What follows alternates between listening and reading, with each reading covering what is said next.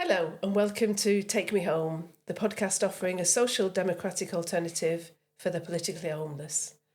I'm Hilary Salt. And I'm Sebastian Moore. And we're delighted this week to be joined by the Social Democratic Party's new head of policy, Adam Hibbert. Welcome, Adam. Hi, thank you. Thanks for having me. It sounds like a very exciting role to take on, Adam, but maybe very challenging. Are there particular things you're looking forward to? Well, yes, it is. It's a great honour and a great responsibility. Yes, so I'm enjoying my first round of policy development already, and it's exactly what I was hoping it would be. It's a very open and creative process, but I'm looking forward to sharing the details with you. Great. So lots of people who are watching will not be members of the Social Democratic Party and maybe don't understand anything about not just how our policy making process works, but how any political party's policy making process works. So do you want to give us some kind of broad overview of how it all operates? From what I can tell you, so it varies. Obviously, there is a different vested interests involved in different parties. The Social Democratic Party, being entirely free of them, is a particular sort of head start that we have. We don't have any donors to please in our back pockets with a sort of burning agenda of interest that they expect us to fulfil, which is a burden that the larger parties tend to carry. So where the Conservatives, the Labour Party, the Lib Dems will begin from is a broad set of commitments that they've made through conference. And what's come up through conference will be issues that have been either sponsored by someone with a hobby horse, or it'll be something that's sponsored by one of their donors. So the interesting part, I suppose, is the where the members are motivated by something that they've been influenced by, and there are a lot of influence groups attempting to get their agendas onto the statute books via these political parties. So you have what you will have heard of described as think tanks, but also a number of campaigning charities, professional associations, a number of different third sector civil society organisations who have a lot of detailed ideas about what they would like out of the government, and that's a sort of quite a if you want to talk about a Westminster bubble, I think that's probably what you're looking at. It's that range of organisations who are desperate to get their agenda past the government. So, sorry to interrupt, but I was just going to say, somebody listening to this might think, Adam Hibbert, he's the head of policy, so he decides policy for the SDP. So it's all on you. You just get to pick something out and say, I fancy doing that. And that's not quite the case, is it? No, I think if that had been my plan, I wouldn't have been chosen to do the job. We are a democratic party, and fundamentally, my bid to do this role was a bid based on the concept of democratic process. I'm a profound believer in democratic process. I think the way I'd say it is, when you want to get to know a person, the best way to do it is to see what they do. And the same thing goes with a party. If you want to understand where a party's coming from, you want to look at how they act, how they behave, what their processes are. And I think for the Social Democratic Party, it's important that policy begins with the membership and it's developed by the membership and it's approved by the membership as we get to the end of each policy review cycle. So it's a fully democratic system, and for me that's critical, because the organisation of a political party is the promise of how we would be in government. If it's your habit to make policy top down or off in a corner with a chap with deep pockets, then that's what the electorate can expect of you in government. If your habit is much more towards listening, learning, understanding what matters to your members, to the voters, then that's the nature of the government they can look forward to. So I think we need to walk the talk in how we develop policy, and that authenticity will come through for voters. There'll be lots of issues where most members of the party will agree. There will be some members where they might significantly disagree. And there might be other areas where perhaps there's areas of agreement and areas of disagreement. How do you negotiate all that? Yes, indeed. I think, this is the great thing about democracy, right? It's nothing is a foregone conclusion. So I think it demands of all of us a certain amount of not thick skin, but a willingness to compromise, and a willingness to rub along with people who don't think exactly like us. And the SDP is a very pluralist party in many ways. We're not the sort of ideologically, directive kind of an organisation. So it's important that the way that we develop policy reflects that. It needs to be common sense. It needs to be evidence-driven. It needs to be really addressing the problems that the majority of Brits face. And I think that's the sort of the core of it, is if we can all agree that these are policies that make a positive contribution to the British people. That's not to say that there will never be conflict as we develop these policies. And for all of those situations, ultimately, there will be moments where we vote and we agree or we disagree with a policy.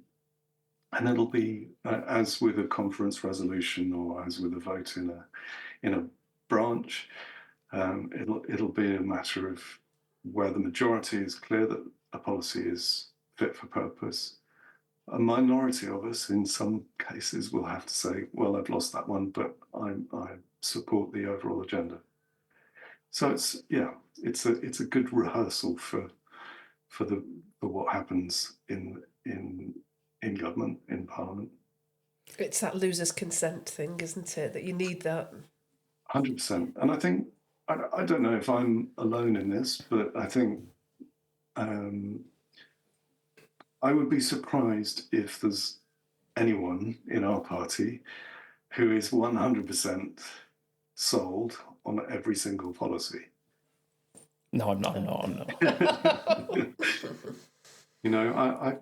I appreciate that. I value that balance of conflicting or different perspectives, at least. And one of the things that I've done with the first round of policy that we're developing is, on each of the working groups, on the 3 strands that we're working on currently, I've tried to make sure that I've got a couple of people from different ends of the conversation, because inevitably you surface different evidence, different rationale, and it makes for a much more creative research round and much more robust policy, I believe. So where does policy come from? if I go to join the SDP, and at the moment we have all of these list of policies that I quite like, what's to stop it changing in a couple of years' time and we suddenly have a completely different set of policies?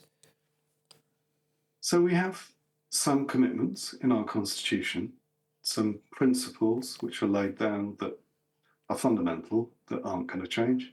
And can you give an example, not to put you on the spot too much, but can you give an example of what those commitments look like? Because they're quite broad, aren't they? Yeah, I don't have the Constitution in front of me, but it's some sensible principles around the social democratic perspective on domestic and international affairs.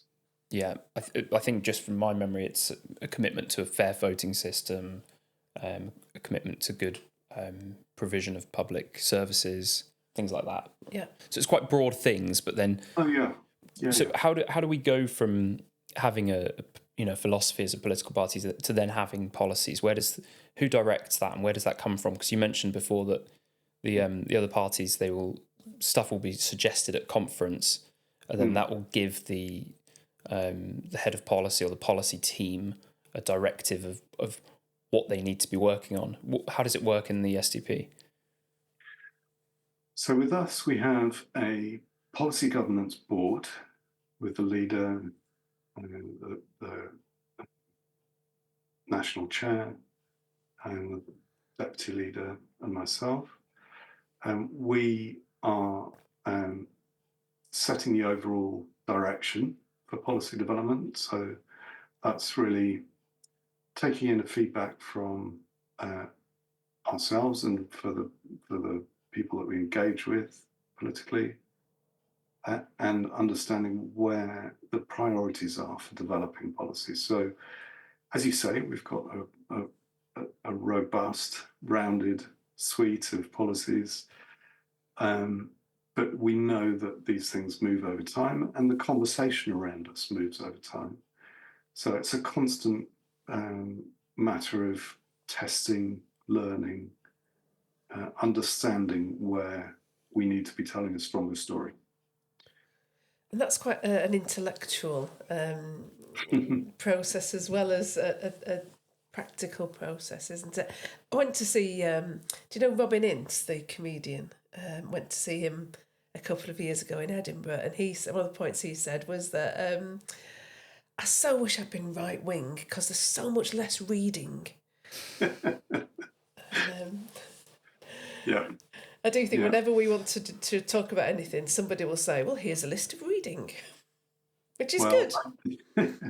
I think that it's not really to the Conservatives' credit that anyone could say that and for it to really resonate. Because actually there are quite a lot of really interesting right-wing thinkers who are just not read by any Conservatives, who should be better known. But we are not interested to some extent in becoming a think tank or being too intellectual. We're very much focused on grassroots issues and solving problems for families and communities. We're not having highfalutin conversations about this or that ism. Great. So you mentioned before that you've got a few policy strands that you're currently looking at. Do you want to maybe pick one or two and maybe tell us a bit about them? So, we have, as you know, we have probably the greatest position in terms of industry. I think we've got a really clear story at that sort of macro level, but we have had a sort of a gap in how we explain our approach to small business and to supporting small enterprises. So that's an important piece that we've been wanting to fill for a while and now can. We're a couple of weeks into the research phase on developing an SME policy. So that's a priority for me this round. We have two others, one on disability and one on sex-based rights. Sex-based rights, we've had a sort of an agenda-setting policy for the last few years. It was the policy actually that brought me to the SDP a few years ago. And with disability rights, some of the key variables are implicit in how we talk about care and how we talk about the allocation of resources in various other policies, but we haven't pulled it together. And it's obviously a very hot topic at the moment. So although we'd chosen to do disability a couple of months ago, clearly with the hand fist that the Labour government's making of it at the moment, that will be quite a critical story for our candidates to be able to tell in May. And you mentioned May because of the local elections. Yes. Yeah, it's all about candidates in the end and giving them the ammo they need. So as head of policy, I'm sure you need to be quite impartial and need to look at every policy and it's in the right way. But do you have a particular area of policy that you're most interested in? Well, I've I've been involved in understanding the whole culture war through the lens of gender identity politics for the last couple of years. It's not something that I want to spend a huge amount of time on myself. So, in general, my interest is in social solidarity. By which I mean, how do we get back to a higher trust society where the solidarities of the family and the community are nourished a bit? I think we've been through a period where all of those social solidarities have become a bit threadbare and a bit frayed at the edges, if not completely worn through. So that's where I'm looking. It's a whole suite of issues around that to do with healthy economies, a sort of a conducive legal framework around people's lives. That reaches into all aspects of policymaking. So it's a bit difficult to narrow it down to just economics or just a particular part of rights, education, what have you. Social solidarity, I think, is the missing ingredient in a neoliberal world that's too fluid and where people aren't knitted in and supported by the relationships around them. So I think we should talk about the implementation of policy and how you can actually deliver on the things that you want to. But before we do, I just wanted to say that for people that are wondering, people might look at this and say, look, it's all well and good having a great manifesto with brilliant policies, but government after government gets elected on a manifesto and then barely implements any of it, and actually then comes out with a whole load of new stuff, which is what we're seeing with Labour now. I mean, it was only 7 or 8 months ago, the election, and yet all this stuff they're coming out with, most of it is new stuff that wasn't in the manifesto. So how do you deal with that? Well, it goes back to what I was saying about getting to know a party, right? I think that kind of issue fundamentally comes down to trust in the party and trust in the principles that motivate the individuals you elect. We have, as you say, Labour and Tory and Lib Dem in recent memory have all gone back on election pledges, and they've all conspired effectively to deliver the same stuff as before the election. So I think the only impactful vote that I've been part of in recent years has been the Brexit vote. And because it was a referendum, there was it was very hard for them to row back from it, much as they tried. So I think it does come back to that question of trust, and that's why it's really important for me that we are telling a story that comes from, from the heart, that we've all worked on together, and that we're all clear on the rationales for it, the principles behind it, and we're signed up for those values. Because I think that's what voters respond to. When voters are embracing another upstart party, they'll probably do it on the basis that they like the chap in charge, right? Because they trust. That's what you see in infuriating liberals across the Western world, is people putting their trust in obvious charlatans, but they're charlatans that speak from the heart, who aren't telling the usual mendacious, fibs, fundamentally. So we should be aspiring to get to that level of connection with people through an authentic expression of our values. And because we have common sense behind us, and because we have a properly democratic process that brings all of those different perspectives together in a healthy way, I think that's quite a devastating combination when we get it right. So how do you convince people that, how do you convince people that what you're pledging in your manifesto is deliverable, and how do you actually deliver it? And I know that's probably less sort of your area, but in terms of being head of policy, but go on. Yeah, I think it is a conversation that the policy secretariat needs to be really focusing on. Because as I said before, policy it's partly about what you're going to do in government. It's partly about helping voters understand where you're coming from. And so there's probably a list of 1,000 things we'd like to do on disability rights. But what are the 6 that we're going to use as our constant drumbeat in a given election?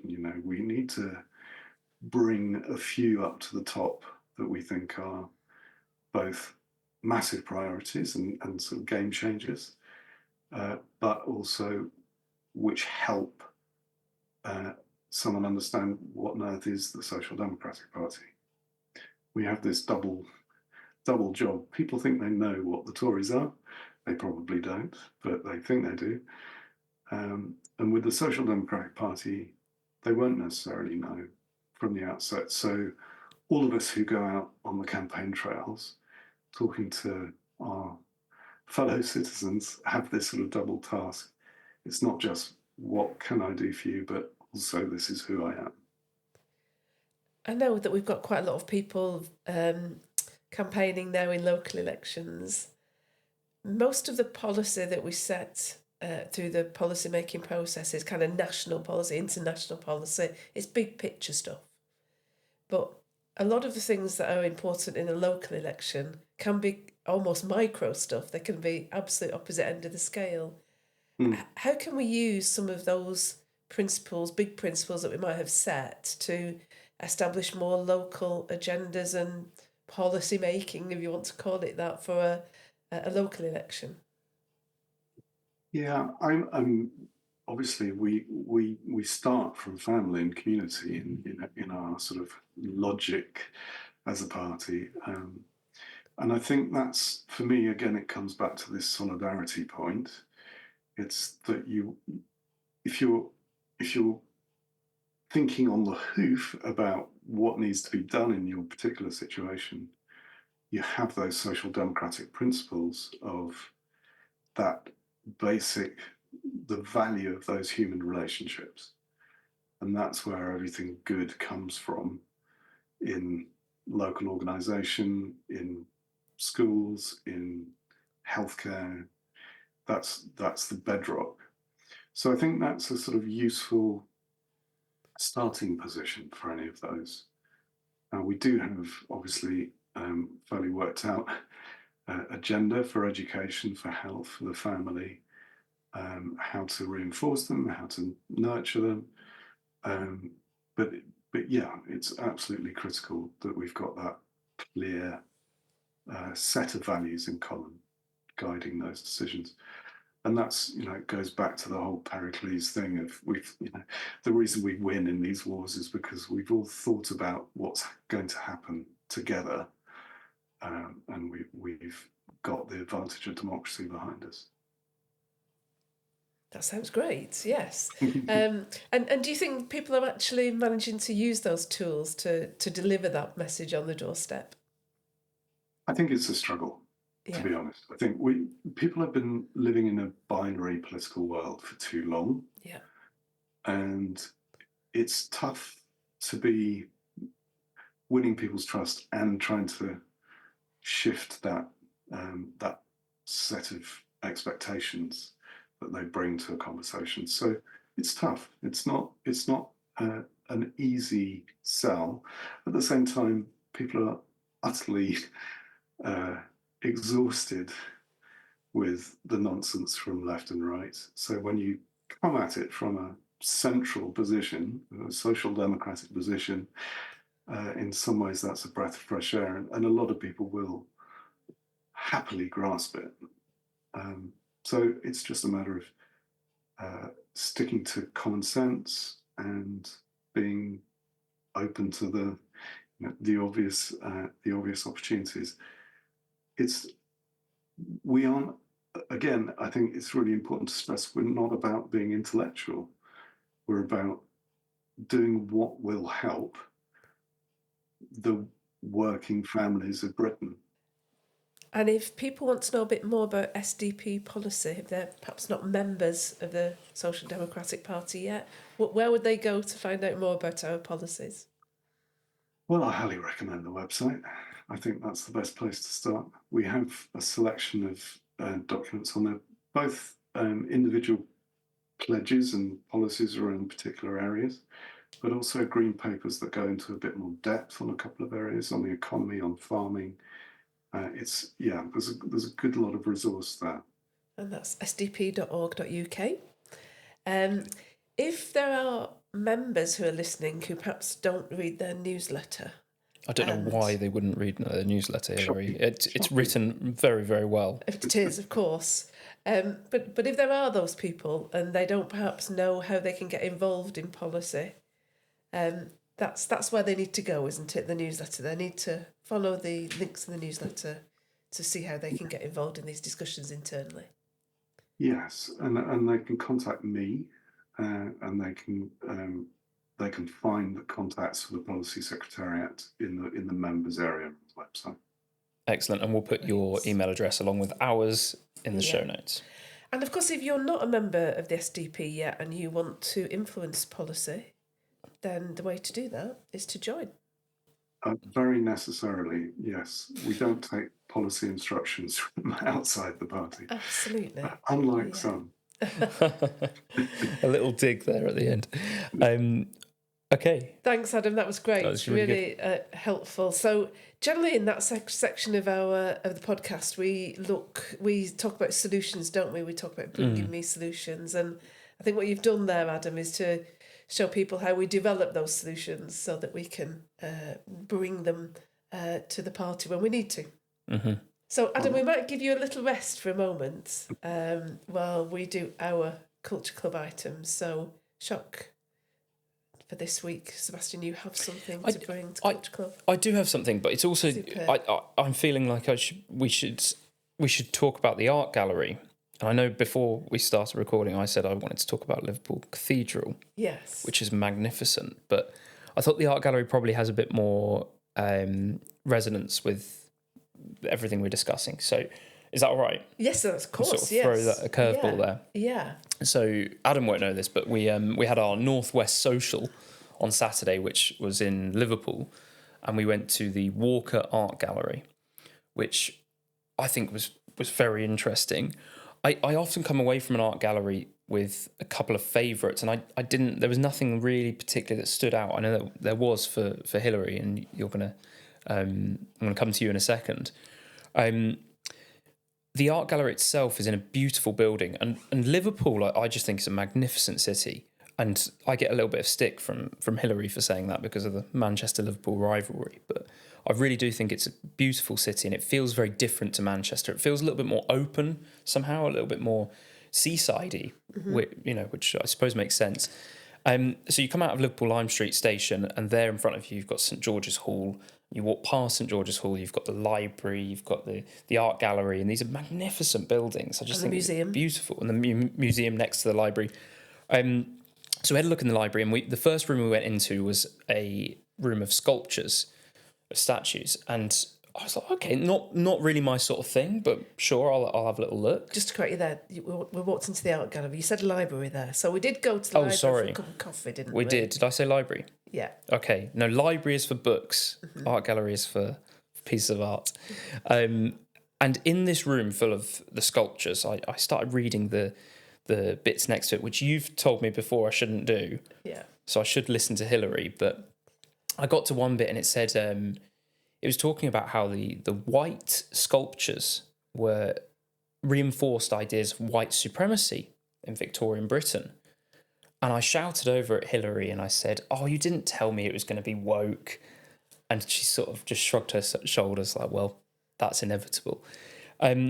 Which was a shame because every single piece referenced slavery. And I say every single piece, that's perhaps exaggerative, but really most of them. And what's a shame is it dilutes it, because if there was one piece that talked about slavery and had a link to slavery, it would be quite interesting, and then you could actually learn something. But when it's just put in your face all the time, you can see that there's an agenda, and you just, it's boy who cried wolf. You just start to say, well, okay, I'm not going to pay attention to that, which I found a shame. But there were some nice pieces of art, and surprisingly for me, I think my favourite piece came in the contemporary art section, which is really surprising because I generally like much older art. And there was an artist called Graham Crowley, and I'm going to try and put, for anybody that's watching the video, I'm going to try and put a picture of it on screen right now. And this was a piece, this room of his exhibition was, all of the pieces were one single colour, yellow. And there was something amazing about how that washed out yellow look, and you could see all of the colours that should be there. I just found that really, really interesting. And this particular piece, I think it was called Kerry Moon. To me, it just reminded me of a farm in Kansas with those big skies and the foreboding clouds. And that was my favourite piece. Did you have a favourite piece? So they were yellow and grey, weren't they? And I think that person has entered. So he'd won they have an annual prize, an art prize, and he was the winner this year. But I think he had entered it about 16 years on the run or something like that. So determination, that teaches you, doesn't it? So well done him. Yeah. I had a couple of favourite pieces. There's a fantastic Rossetti in there, Dante's Dream. And I do love those kind of very romantic paintings. One of the things that I know you and I were both looking forward to seeing was Waterhouse's Echoing Narcissus. But sadly, that was on loan to Hamburg Art Gallery. So I hope the people of Hamburg are enjoying it. Yeah, sadly we didn't see that. But the other one I just wanted to mention was maybe you can put this up on screen, Sebastian, so people can see it. I'm sure you'll recognise this. Fantine. It's by Margaret Bernardine Hall. So I'm just going to read you the little thing just to kind of reiterate the points you made. So this is a painting of a mother watching over her child. Very dark surroundings, and her face is lit up and the child is lit up. It's beautiful, beautiful painting. This is what the words say. This is Hall's most celebrated painting. It depicts the literary character Fantine, who featured in Victor Hugo's novel Les Miserables. Dismissed from her job because of her illegitimate child, she was forced into becoming a sex worker to survive. This striking and sympathetic image shows Fantine protectively watching over her sleeping daughter. Hall, that's the painter, was born in Wavertree, Liverpool. She was the daughter of the wealthy West Indian merchant Bernard Hall. His fortune was made through his mercantile involvement with the transatlantic slave trade. The family wealth meant that Margaret Hall was able to travel widely and receive the best artistic training in Paris, where she studied for 5 years. And as you say, it just feels very undermining of the art. It doesn't really say anything about slavery or anything. All it says is that, we want to make this kind of show of the fact that we are different to the way it was then, and to me it's just very wearing. And if their point is that every single painting in there can be traced to slavery, because that's how far-reaching slavery was at that time, then put a notice up at the start of the museum and say, by the way, we could draw a link from all of these paintings to slavery, and then you've got your point across, and then we can move on. Yeah. I actually, because I really hate all this culture war stuff. I'm getting to the point where I'm so bored of it, and I know that people will say, well, you can't be bored of it. You've got to fight these battles, and that it's important not to let untruths be said. But I just thought I wanted to see some art today. I didn't want to have these political feelings. And I genuinely mean this, because I said it to a friend afterwards, I have sympathy for people whose worldview consists of that. Because if they see a white sculpture and think, this shows the ideas of white supremacy that people had, I think that's a really nasty way of looking at the world. I think it's very one-dimensional, but it would make me feel rubbish all the time. And so I do have sympathy for people that view the world like that. What do you think, Adam? Any views? Yeah, it comes back to so many different cultural strands, doesn't it? That there is just this one lens that people put on any aesthetic experience, as if it's that simple. And it reminds me of something. I think it was Jan McFarish at the Free Speech Union said something about remembering busking it in an exam at uni and not having the full grasp of the thing, but realizing that she could tell a story about colonialism or something, and and recalling that reminded her how actually all of this slightly kind of cuts you off from the experience itself. Yeah, I agree with you, Sebastian. I think it's impoverishing people, because they're, instead of engaging with the artist's intention and anything to do with the artistic language or the form of it, it's all a political, sociological narrative, and it's just soul destroying, isn't it? Yeah. It doesn't allow any space for the human connection to come through.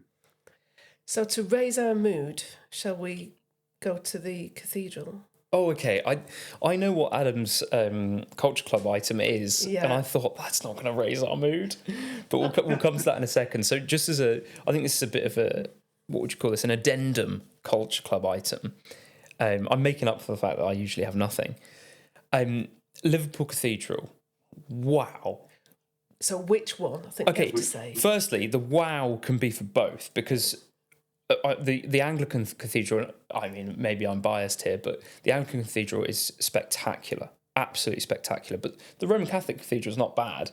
It's a very modern building, the Roman Catholic Cathedral, if anyone's been to Liverpool.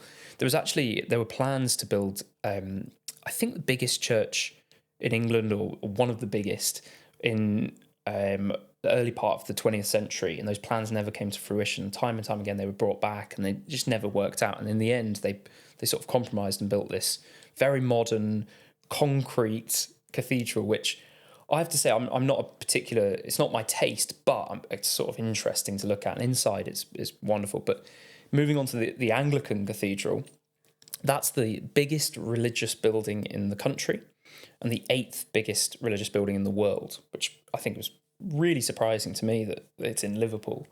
That is just it's just an architectural gem. I think it's absolutely magnificent. You walk in, it's massive, as you can tell from that stat. And so there's got lots of different features to it, but my favourite is this bridge that goes across. And the bridge was constructed originally as a way of as a place for the organist to play, but they changed their mind on that. But they still had this bridge, and so to me, it's like a bridge with no purpose, which I just think is beautiful, because there doesn't need to be a purpose. It's beautiful, and that's enough. Great. Yeah. So good news there. So, yeah. I've raised the mood, and now Adam's going to bring it back down, I reckon. Go on, Well, tell us about your Culture Club item. Well, I was going to be a bit more plebeian than you two and talk about the TV, because obviously this week has been, everyone's been talking about Adolescence, the Stephen Graham drama, and I thought it would be worth just having a quick think about that. Yes, please, yeah. So you may have missed it, and I'll try to avoid any spoilers, but it's basically a play in 4 acts. There's a dramatic dawn raid in the first act, and a child is arrested in front of his parents from his bedroom. The second act follows the detectives as they go through the school in a chaotic and scary kind of school where there's all sorts of drama. The third act is this child in detention being assessed by a psychologist in a really intense 2-part, two-hander. And then the fourth act is the family at home coping with the community reaction to what's going on, and sort of reconsidering their choices as parents over their lives. So it's a right whirlwind, and it's 4 very different segments in the story, which is quite an interesting way to tell a story. And the other thing that's, I think, really notable about it is, like, I don't know if you caught Stephen Graham's Boiling Point film back in 2021, but he did an hour and a half film of the life, a night in the life of a chef, and it's done in 1 take. Wow. We know how difficult that is, don't we, Sebastian? So, and that's what they've done in Adolescence. Each of these 4 episodes is a single take, I think.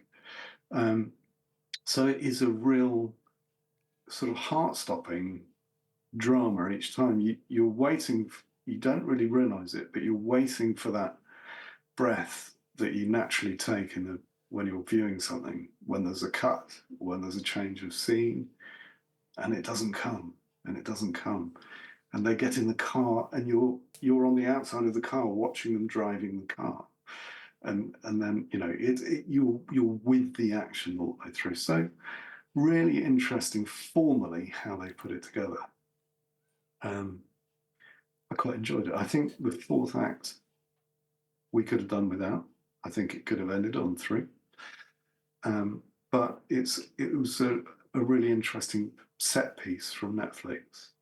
And of course, the reason it's become such a discussion point is because it was then raised in Parliament as a very important thing. And it was overladen with all sorts of culture wars issues. And yes, Starmer accidentally called it a documentary at the dispatch box, which now, because it's very clearly fictional. But it's quite fun, I thought.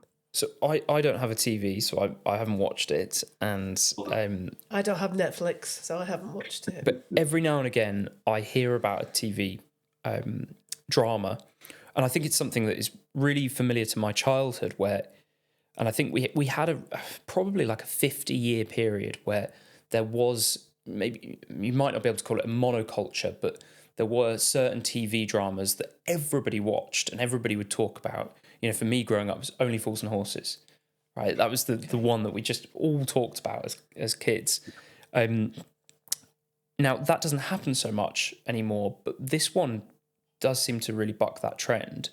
And I've been hearing about it non-stop from people from all different parts of my life. And it seems to be that the the reason that it's particularly in the public consciousness is because of this issue of the violence that's committed in the drama, and there are people are trying to make political points from this. Now, I've not watched it, so I can't really comment, but it is interesting to me how I'm hearing from people on different parts of the political spectrum making different political points based on this drama. Yeah, and I think that's all been overdone, right? So, yes, the story's being told through the kind of constraints of how you can make drama easily. So, if you're going to have an ethnic minority actor, they better not be the baddie. And if you're going to have a white actor, perhaps they can be the baddie. And there are conversations going on around that, which I think are just missing the point, really, which is that because of the dramatic form and the tension of the way the drama is delivered, people feel like there's something momentous happening. It feels deeply involving. So there's a great impetus to try and make sense of it, and that's where this problem that you were referring to earlier in the art gallery, of everyone bringing their own lens to the thing, rather than relating to actually what's happening in the story, is what makes it a bit pointless. You can't get that unified experience because you're bringing these divisive partisan politics to it. So I think it's quite an interesting cultural moment from that perspective, because it shows up the extent to which people are looking at quite different worlds through the lenses that they bring to everything, rather than just paying attention to the art itself. Well, as this is Culture Club, that feels like a really good analysis of the public discussion that's happening, rather than descend into the kind of discussion I thought we might be descending into around how horrible men are. Well, that's the SDP, isn't it? When we're nuanced and you don't know, you can't predict. Absolutely, yeah. Great. Well, thanks for bringing that to us, Adam. That was really, really interesting. So, thanks everybody for listening, watching. Don't forget you can join the SDP on the website, sdp.org.uk. We'll be back later in the week with a news special because we have the spring budget this week. So we feel we have to cover that. So we will be doing that. And I'll be talking about happiness. And you're going to talk about happiness, aren't you? So we will see you later in the week for that episode. We'll put all the links to everything we've been talking about in the show notes. Please like, share, subscribe, tell your friends about the podcast, and we'll see you later in the week. Thank you. See you next time.